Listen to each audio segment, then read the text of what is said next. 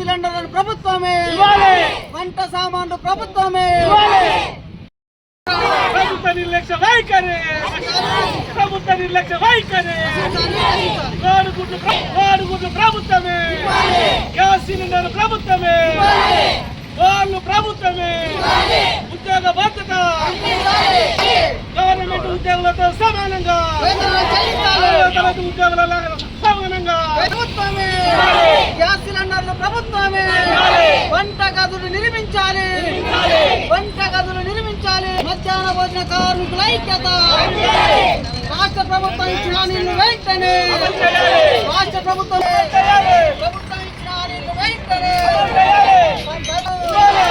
ప్రభుత్వం ఇచ్చిన హామీలు వెంటనే పోరాడదాం అమలయ్యేంత వరకు. ప్రభుత్వం ఇచ్చిన హామీ. కార్మికులు ఈరోజు ఏఐటీసీ నాయకత్వంలో తెలంగాణ మధ్యాహ్న భోజన పథకం వర్కర్స్ యూనియన్ ఆధ్వర్యంలో రాష్ట్ర పిలుపులో భాగంగానే ఇలా అన్ని జిల్లా కేంద్రాలలో మధ్యాహ్న భోజన కార్మికుల సమస్యలపైన పెద్ద ఎత్తున ఆందోళన కార్యక్రమాలు రాష్ట్ర కమిటీ పిలుపునివ్వడం జరిగింది. మధ్యాహ్న భోజన కార్మికులకు రావాల్సినటువంటి 5 నెలల పెండింగ్ బిల్లులు, ఇలా కోడిగుడ్ల బిల్లులు డిసెంబర్ నుంచి రావాలి. ఇలా గ్యాస్ సిలిండర్లు సులభ ప్రభుత్వం వేయాలని చెప్పి మేము ఈ ప్రభుత్వాన్ని డిమాండ్ చేస్తూ ఉన్నాం. ఏదైతే కాంగ్రెస్ ప్రభుత్వం రేవంత్ రెడ్డి గారు ఎన్నికలలో ఇచ్చినటువంటి 10,000 వేతనాన్ని అమలు చేయాలని చెప్పి ఈ ప్రభుత్వాన్ని కోరుతా ఉన్నాం.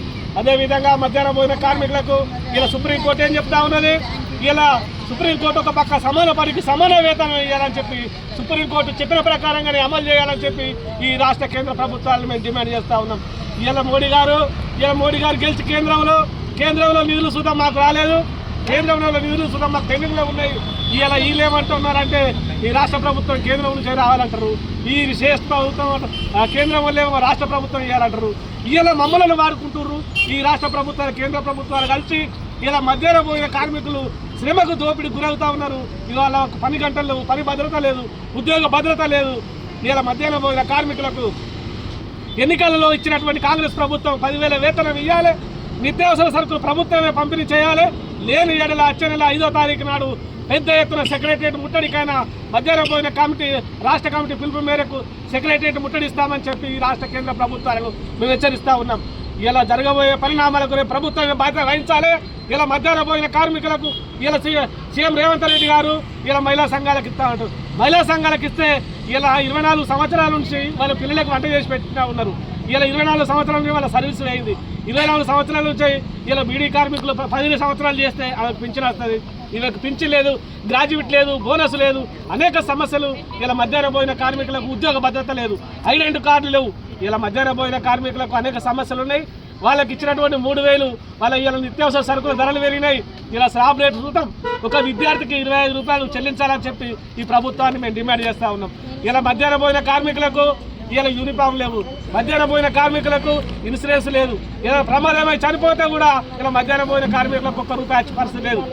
మొన్ననే ఒక ఆమె ఇక్కడ మన మానస అనుపురంలో సిలిండర్ కాలు మీద పడితే కాలంతా కాలిపోతే ఒక 50,000 ఖర్చు వచ్చింది. కనీసం ఆమెకు ఇన్సూరెన్స్ లేదు.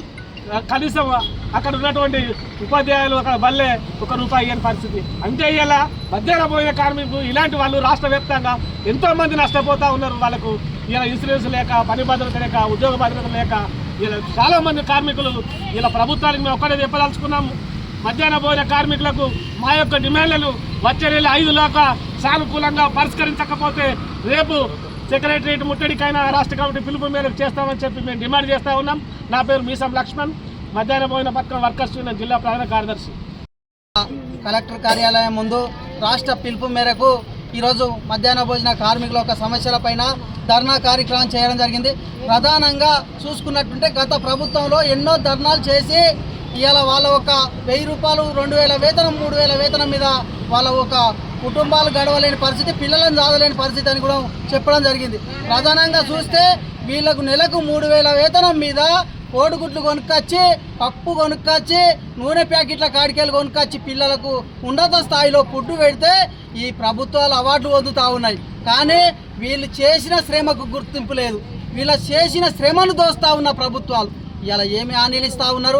ప్రధానంగా ఎలక్షన్ల వరకు, గెలిచే వరకు హామీల వరకు ఉన్నది. దాన్ని అమలు చేసుట్లో ఇలా ఎందుకు విప్లవం అయిపోతుందని ఈ ప్రభుత్వాన్ని మేము అడుగుతా ఉన్నాం.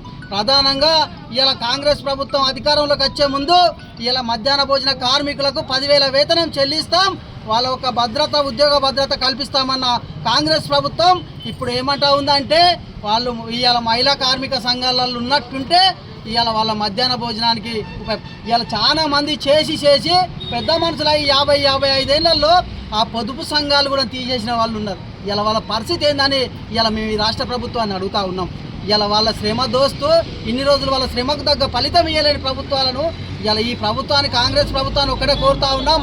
ఇలా నిత్యావసర సరుకులు వాళ్లకు కోడిగుడ్లు, గ్యాస్ సిలిండర్లు, ఇలా పప్పు, ఉప్పు, నూనె ప్యాకెట్ల కాడికెళ్ళి ఇచ్చి మీరు ఇస్తున్న కనీస వేతనం 10,000 రూపాయలు ఇవ్వాలి. వాళ్ళకు ఇదివరకు చేసిన వాళ్ళకు వాళ్ళ సీనియర్ ప్రకారం అవసరం ఉంటే రిటైర్మెంట్ కల్పించి వాళ్ళకు రిటైర్మెంట్ బెనిఫిట్స్ ఇవ్వాలి.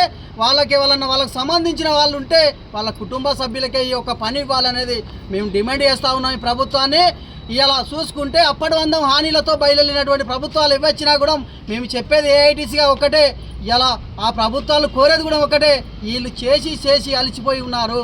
వాళ్ళని ఫస్ట్ చేసిన వాళ్ళకు రిటైర్మెంట్ బెనిఫిట్స్ కానీ ఉద్యోగ భద్రత కల్పించినాక వేరే వాళ్ళ కోసం ఆలోచన చేయవలసిన అవసరం ఉందని ఈ ప్రభుత్వాన్ని మేము డిమాండ్ చేస్తూ ఉన్నాం.